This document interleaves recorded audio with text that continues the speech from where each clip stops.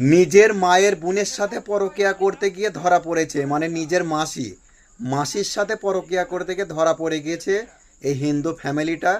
এই ছেলেটা, ঠিক আছে, এতটা নিচু জাত, এদেরকে বলা হয় অন্ধভক্ত। না হলে কোনোদিন এই কাজটা কেউ করতে পারে?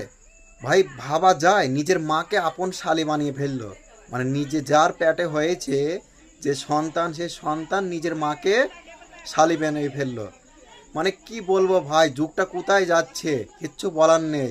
এরা ভাই নিজের শারীরিক সুখ ছাড়া আর এইসব কিছু, মানে নিজের এনজয় ছাড়া কিছু বোঝে না। কে সম্পর্কে কে হচ্ছে না হচ্ছে এরা কিচ্ছু জানে না।